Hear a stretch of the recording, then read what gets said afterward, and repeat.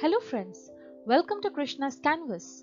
Now we will listen to the audiobook of the chapter Playing the English Gentleman by M.K. Gandhi. It is taken from Mahatma Gandhi's The Story of My Experiments with Truth, which is his very famous autobiography. It transports us to the time when he was studying to be a lawyer in London. And it answers two questions primarily. How can you be a true gentleman? And what is more important, external change or the development of the character of an individual? For my foreign students, I would like to add Gandhiji is known as the father of the nation in India, and it is really inspiring to know how his philosophy regarding life developed. And hence, here we are with one of the chapters from his famous autobiography. Those who have not yet subscribed to the channel, please do so by pressing the red button. Also press the bell icon for all the notifications, and don't forget to like the audiobook if you appreciate it. Playing the English Gentleman. My faith in vegetarianism grew on me from day to day. Saul's book whetted my appetite for dietetic studies. I went in for all books available on vegetarianism and read them. One of these, Howard Williams' The Ethics of Diet, was a biographical history of the literature of human dietetics from the earliest period to the present day. It tried to make out that all philosophers and prophets, from Pythagoras and Jesus down to those of the present age, were vegetarians. Dr. Anna Kanvas' The Perfect Way in Diet was also an attractive book. Dr. Allinson's writings on health and hygiene were likewise very helpful. He advocated a curative system based on regulation of the diet of patients. Himself a vegetarian, he prescribed for his patients also a strictly vegetarian diet. The result of reading all this literature was that dietetic experiments came to take an important place in my life. Health was the principal consideration of these experiments to begin with, but later on, religion became the supreme motive. Meanwhile, my friend had not ceased to worry about me. His love for me led him to think that if I persisted in my objections to meat eating, I should not only develop a weak constitution, but should remain a duffer, because I should never feel at home in English society.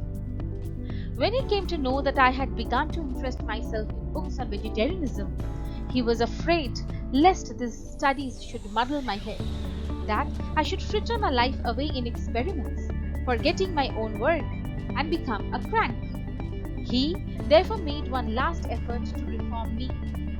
He one day invited me to go to the theatre. Before the play, we were to dine together at the Holborn restaurant, to me a palatial place and the first big restaurant I had been to since leaving the Victoria Hotel.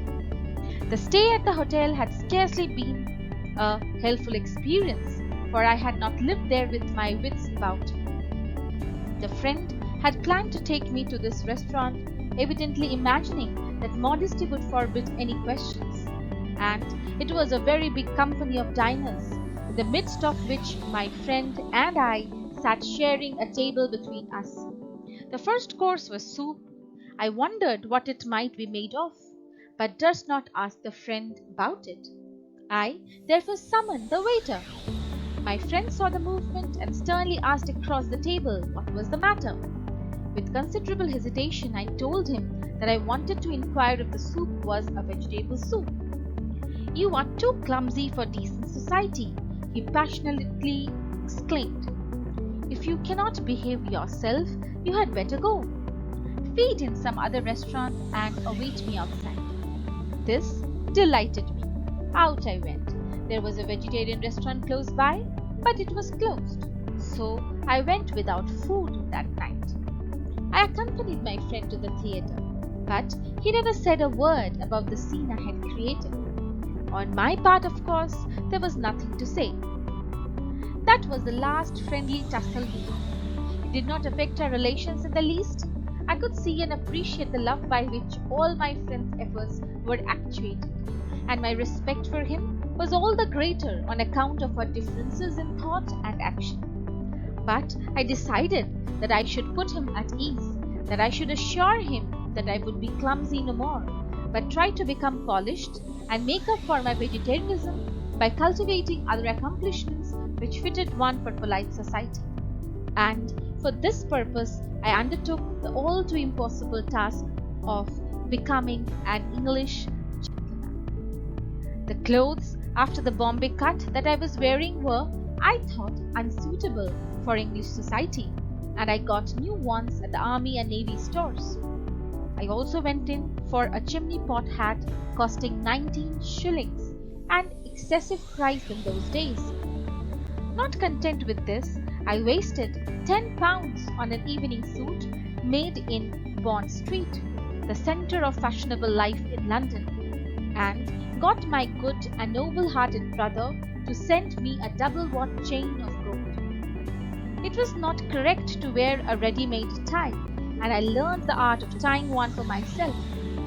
While in India, the mirror had been a luxury permitted on the days when the family barber gave me a shave. Here, I wasted 10 minutes every day before a huge mirror, watching myself, arranging my tie, and parting my hair in the correct fashion. My hair was by no means soft, and every day it meant a regular struggle with the brush to keep it in position. Each time the hat was put on and off, the hand would automatically move towards the head to adjust the hair, not to mention the other civilized habit of the hand every now and then operating for the same purpose when sitting in polished society. As if all this were not enough to make me look the thing, I directed my attention to other details that were supposed to go towards the making of an English gentleman. I was told it was necessary for me to take lessons in dancing, French, and elocution. French was not only the language of neighboring France, but it was the lingua franca of the continent over which I had a desire to travel. I decided to take dancing lessons at a class and paid down £3 as fees for a term. I must have taken about 6 lessons in 3 weeks, but it was beyond me to achieve anything like rhythmic motion. I could not follow the piano and hence found it impossible to keep time. What then was I to do?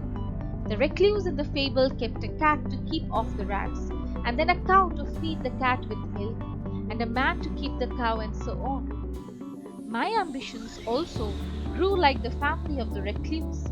I thought I should learn to play the violin in order to cultivate an ear for Western music. So I invested £3 in a violin and something more in fees. I sought a third teacher to give me lessons in elocution and paid him a preliminary fee of a guinea. He recommended Bell's Standard Elocutionist as the textbook, which I purchased, and I began with the speech of Pitts. But Mr. Bell rang the bell of alarm in my ear, and I awoke. I had not to spend a lifetime in England, I said to myself. What then was the use of learning elocution? And how could dancing make a gentleman of me? The violin I could learn even in India. I was a student and ought to go on with my studies. I should qualify myself to join the Inns of Court. If my character made a gentleman of me, so much the better. Otherwise, I should forego the ambition. These and similar thoughts possessed me, and I expressed them in a letter which I addressed to the elocution teacher, requesting him to excuse me from further lessons. I had taken only 2 or 3. I wrote a similar letter to the dancing teacher and went personally to the violin teacher with a request to dispose of the violin for any price it might fetch. She was rather friendly to me, so I told her how I had discovered that I was pursuing a false ideal. She encouraged me in the determination to make a complete change. This infatuation must have lasted about 3 months. The punctiliousness in dress persisted for years. But henceforward, I became a student.